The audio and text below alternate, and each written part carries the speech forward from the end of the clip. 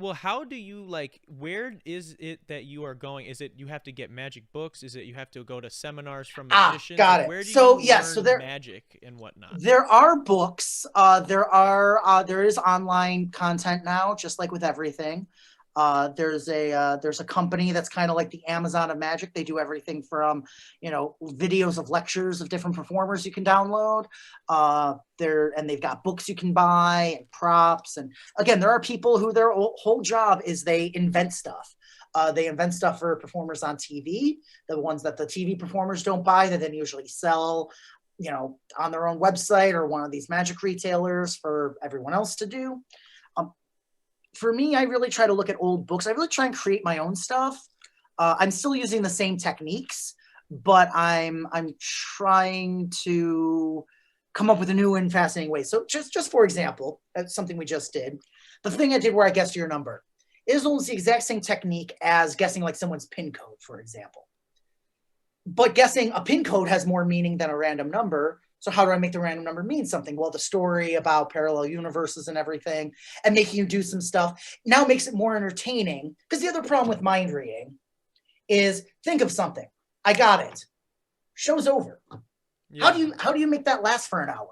You've Yeah. just extraordinary claims require extraordinary proof. Okay, if you do it 3 times as proof, okay, fine. Now what else?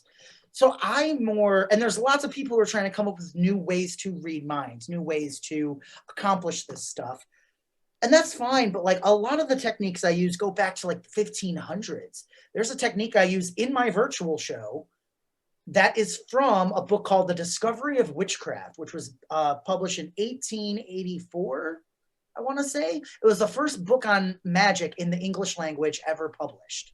And there's Gosh. actual spells and charms in there. There's also something in there that shows a knife with a gap in it to make it look like you're cutting into your arm. There's an illustration Wow. of that.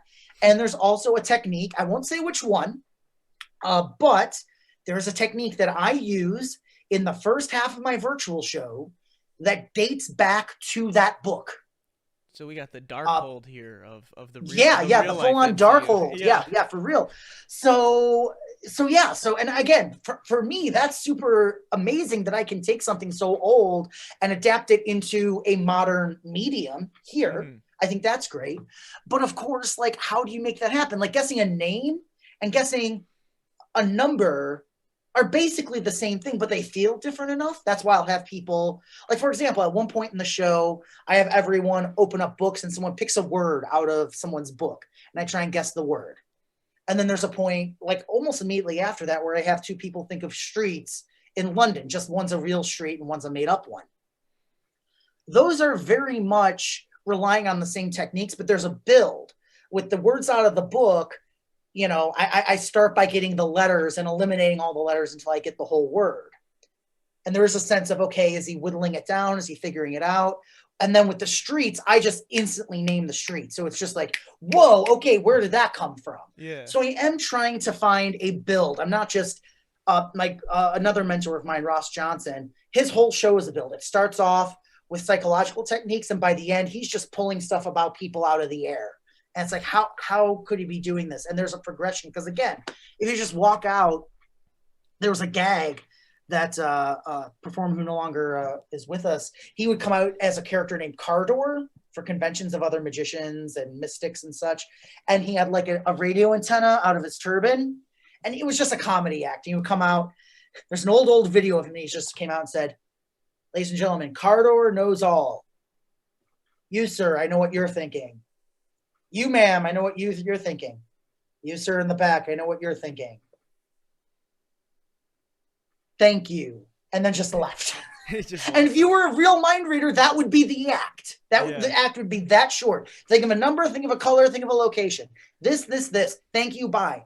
So how do you make that entertaining? How do you make that engaging? And again, the way I do it is with, books, and then the story about my wife and I wanting to go to London, but we can't. So let's take an imaginary trip there. Your The same thing. Like, storytelling. just, Storytelling yeah, is there's yeah. storytelling, and I'm looking for stories just as much as the material. The last in-person show I did was Mystic, where the theme of the show was I talked about different real life mystics from throughout history. I talked about Edgar Cayce, who was known as the sleeping prophet, who claimed he could put a book under his pillow. When he woke up in the morning, he had absorbed all the information. I talked about Alexander, who would look into a crystal ball and tell people about their lives. I talked about Pamela Coleman Smith, the woman who designed the Rider-Waite-Smith tarot deck. And part of that script became part of the virtual show that you saw with the piece I used you for, and that you participated in. And so to me, like, yeah, telling the story about this woman who designed this famous occult object is just as engaging, and if anything, makes what we're doing more. Forget about if I get the tarot card right. That story is really interesting, and I really try in a lot of my shows. I feel like, I'll be completely honest, I don't feel like the virtual show is quite to this point yet, but I've also only been doing it for a year, so that's fine. A lot of shows, you know, usually like the second year is when they really like crystallize and become really really in tune. But like I've noticed that, again, the virtual show is the only one where I feel like there's not as much going on, where if there was no mind reading in it, it would still be as entertaining. Because again, the hook is, the other thing too, I think, is right now people want connection more than astonishment, more than a lot of performers, a lot of mystery entertainers go for astonishment. And Lindsay and I, we watched a couple of virtual magic shows, and she was like, it was very clear that one performer was going for astonishment and was like struggling. And Lindsay was just like complaining about it. I was like, well, I think he's going for astonishment. I think that's what's hard. Because like, if you're on stage, you don't need a great engaging personality if you're doing something astonishing. And at the end, it's astonishing. It's like, oh my God, my bill with my name on it appeared inside the lemon. Like, it doesn't matter how funny or engaging that person was, that they still achieved that astonishing level. Yeah. You know what I mean? And when you don't have that level, when you're not in person, a lot of that's gone. So now you just have to be an engaging person. And I told Lindsay that was the struggle with it. And she just said, we live in astonishing times. I'm tired of being astonished. And that's when I realized, oh, I think for this medium, for at least virtual, for right now, at this point in history, people don't want to feel astonished. We could open our news app at any time, any day, any morning, and feel astonished. I think people want to feel seen and connected right now. And that's the big part of the show. And now, yes, I hope that we hit astonishment and mystery and all those things along the way, of course. But I think that's like kind of the thing, the whole thing about it. This show, more than anything else, is less about the effects and the history and the stories around it. It is more just genuinely about the people. Like you saw, I genuinely chat with someone about their career for a good 3 to 5 minutes at one point in the show. Yeah. Sometimes, because sometimes when I in corporate events, I'll do that with the boss or the CEO, because everyone knows them. And, you know, if you ever had to tell your employees a lie, that's always really fun. But that's also fun when we've got someone on screen that no one knows. We're getting to know that person together, you know? I agree with that 100%. Now, when it comes to developing an act or developing the specific, I guess I don't know if it's disrespectful to call them tricks. Is it? Some people call them effects.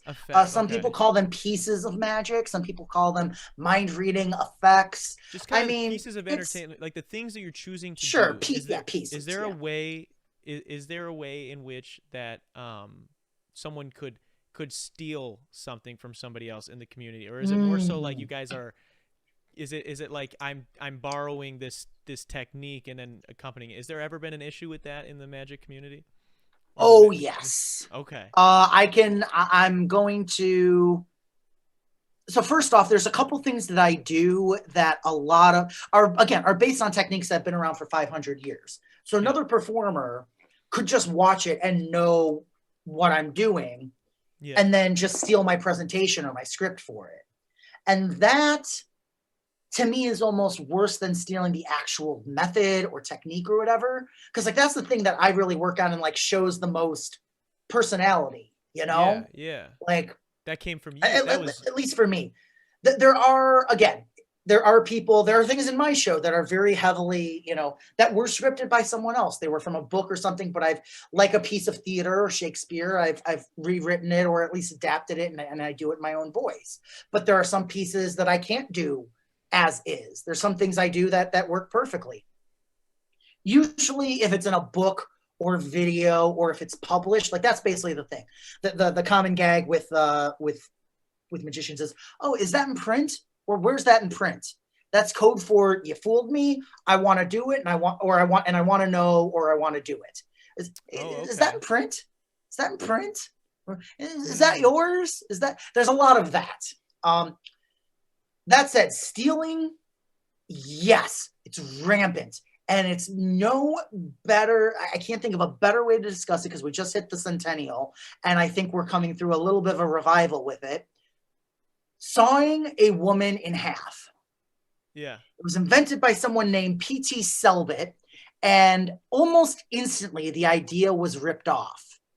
First, it was sawing through a woman. Then it was separating the boxes. Originally, they just tied down a woman in a box, sawed the box in half, and opened it up. She was still tied down. She was okay.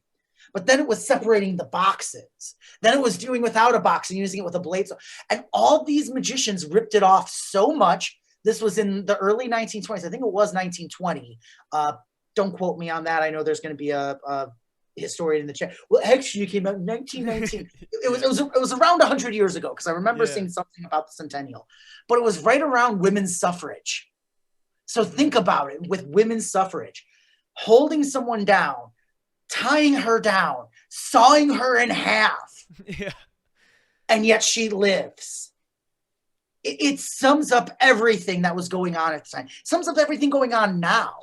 Mm-hmm. And there was the reason why that, and people talk about, oh, that's the oldest trick in the book. It's only been around 100 years. And yes, dismemberments, cutting, one of the first, like from ancient Egypt, a magician was pulling a head off a chicken.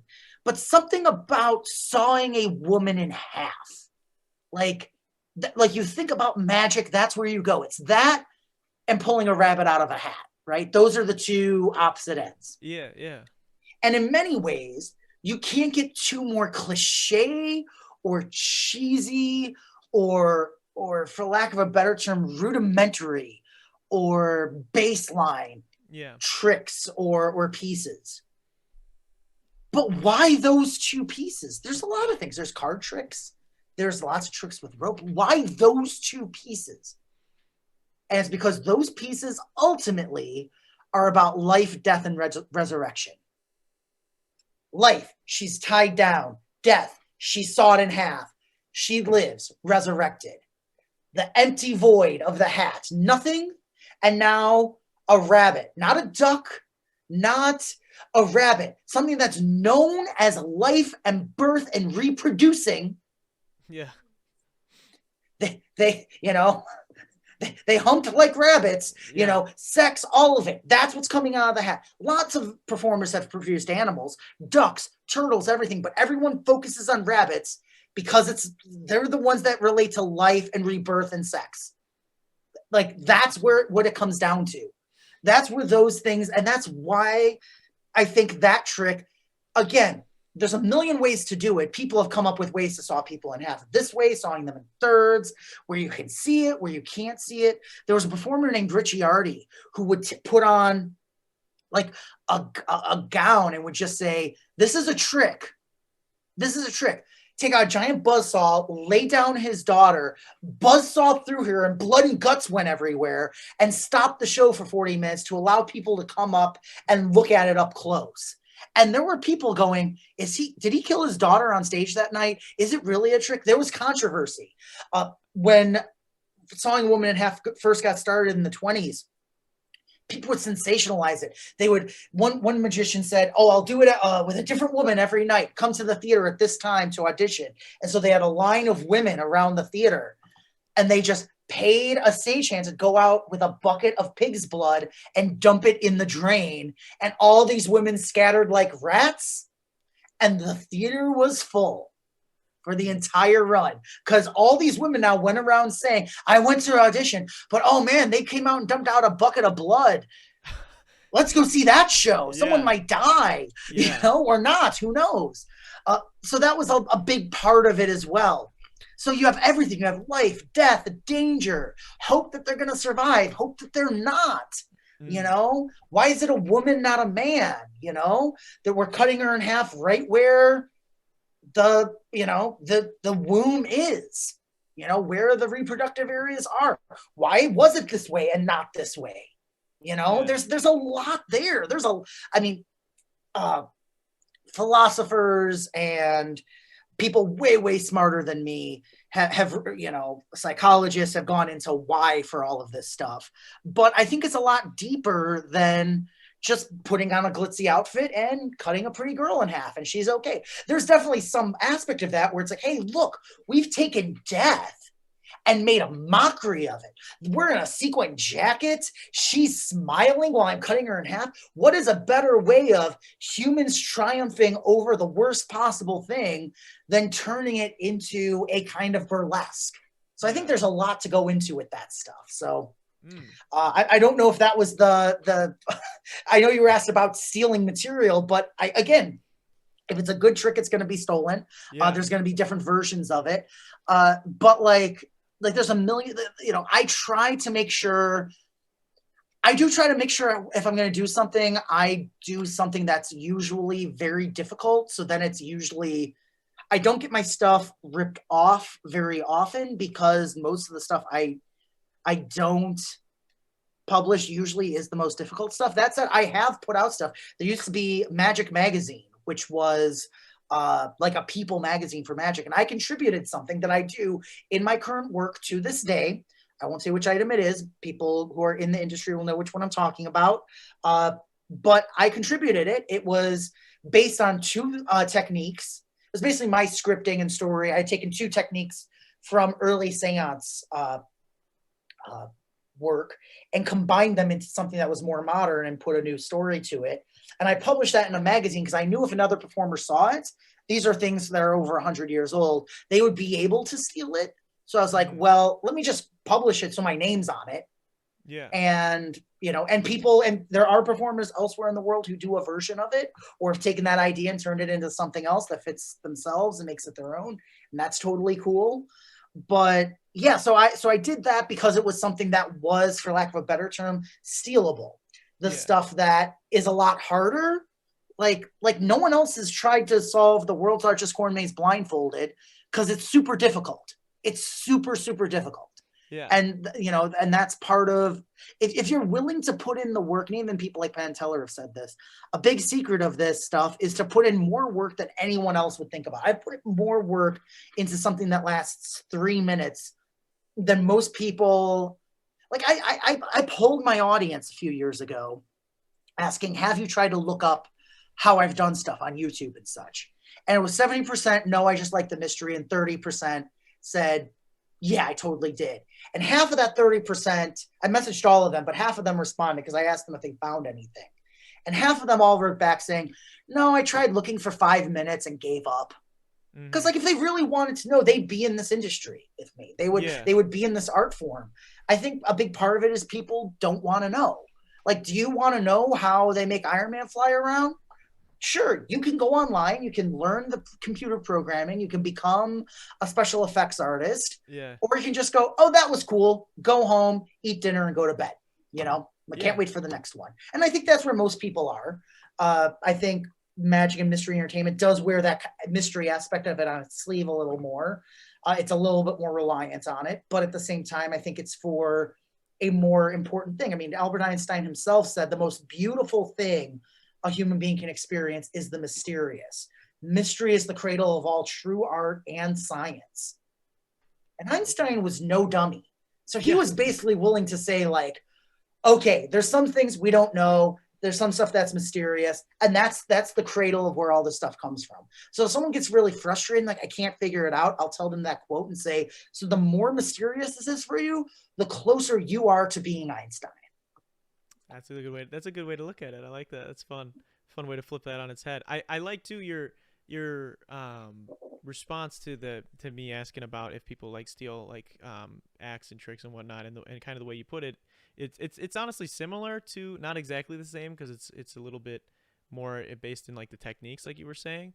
But it's similar to like that of the music industry with a lot of people and comedy stealing. a lot. There happens a lot more with comedy. A lot more people there's jokes that are called hack lines, or there are lines that no one knows who wrote them. They use them. some that are in mind reading and mentalism and magic. Some are like, make your mind a blank. Oh, that was quick. Yeah. I do this because I love it and it's fun. I say, what's your name? Darren?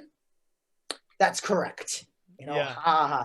I do things like that in certain contexts, not all of them, because I have a cheesy sense of humor. We've met, Yeah. we've met, of course, but like we've hung out in person. You know, that's who I am all the time. Yeah. Yeah. Lindsay and I, we do cheesy jokes to each other all the time. I do try to give my own spin on them. There's a lot of them where it's like, you know, magicians will do like, hold out your hand. No, the clean hand. Oh, that was the clean hand. You know, or stand right here over the trap door. There's lines that everyone does. And actually someone I haven't met in person, but he wrote a book where he talks about how to take those lines and replace them with lines of your own, or at least take them out of your work. Because there are some performers that just do that. They get the laugh, they move on, and they never contribute anything original to it. And my rule is, okay, if I'm going to do what's known as a stock line, my rule is I have to write 5 other original ones. My opening line again for my show is a play off my name. No one can steal that because it's mine. It's literally my name. Your name has to be Joe Diamond in order to make those first few jokes work. And I worked on those with a friend of mine. But there's premises. I mean, there's some people, and of course, there's lots of egos in the industry. It's like, oh, I was the first one to come up with the idea of doing a card trick backwards, or I was the first one to come up with the idea of doing mind reading with, you know, a pineapple. And then there's some magicians who are like, no, you used a red deck, but I used a blue deck. So it's different. Gosh. Like there's this is stuff that people literally say. The other problem with the industry is that there's a lot of amateurs. The majority of people who consume and take in are amateur performers, amateur magicians, and so forth. So it's not a lot of people who do it for a living. And that's true of a lot of industries for sure. Yeah. But as a result, you get lots of egos, lots of butting heads. It should be done this way. It should be done this way. And I try to tune it out. I just try to be the best performer and artist that I can be and give my audiences the experiences that I think they're looking for when they come to see me. They're looking for that mystery. They're looking to be seen. They're looking to, you know, maybe learn about history or experience something unknown. And those are the things I'm interested in. I've noticed that, again, the weirder I get, the more on board my audiences have seemed, for whatever that reason might be. So yeah, so I'm not, again, it does still happen. There are Carlos Mencias of magic who someone will do something on TV and then this performer will do it at their Blue and Gold banquet show on Friday. There's lots of that type of stuff. It happens all the time.